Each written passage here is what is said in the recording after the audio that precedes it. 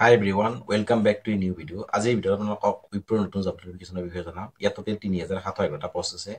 যদি আপোনালোকে ভিডিঅ'টো প্ৰথমবাৰ চাই আছে তেনে চেনেলটো সাবস্ক্ৰাইব কৰি নাপাহৰিব। লগতে আমাৰ টেলিগ্ৰাম গ্ৰুপ আছে, তাৰ লিংক মই ডেসক্ৰিপচনত দি দিম, তাত গৈ আপোনালোকে জয়েন হৈ ল'ব। তেনে নতুন জব নোটিফিকেশ্যনত কি আছে এবাৰ চাই লওক। উইপ্ৰ ৰিক্ৰুটমেণ্ট 2025 ইয়াত টোটেল পোষ্ট আছে 3711টা।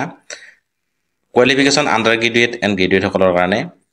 অনলাইন এপ্লাইটো ষ্টাৰ্ট হৈছিল 6 জুন 2025 পৰা আৰু লাষ্ট ডেট হৈছে অনলাইন 27 জুলাই 2025। ৱেবছাইটটো হৈছে wipro.com। ইয়াত টোটেল পোষ্ট আছে 3700 প্লাছ। মই পোষ্টবিলাকৰ নাম কৈ দিছোঁ। Administrator, lead administrator, L1, developer, domain consultant, recruiter, automation engineer, executive, senior executive, process associate, MIS executive. Age limit candidate should be between 18 to 14 on the first day of the application form। অৰ্থাৎ minimum 18 বছৰ আৰু maximum 40 বছৰলৈকে আপোনালোকে ইয়াত আবেদন কৰিব পাৰিব।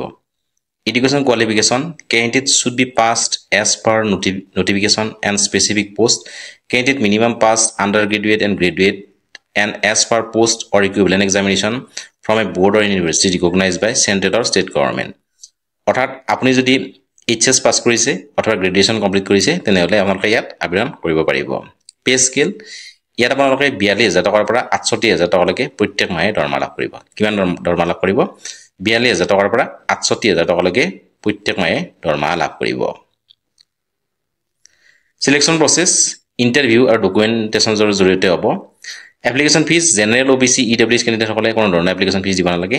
SC ST PH কেণ্ডিডেটসকলেও ইয়াত কোনো ধৰণৰ এপ্লিকেশ্যন ফিজ দিব নালাগে। জেনেৰেল OBC EWS কেণ্ডিডেটসকলেও ইয়াত কোনো ধৰণৰ এপ্লিকেশ্যন ফিজ দিব নালাগে। SC ST আৰু PH কেণ্ডিডেটসকলেও ইয়াত কোনো ধৰণৰ এপ্লিকেশ্যন ফিজ দিব নালাগে। ইয়াৰ যিটো এপ্লিকেশ্যন আছে এইটো মোড অনলাইন হ'ব।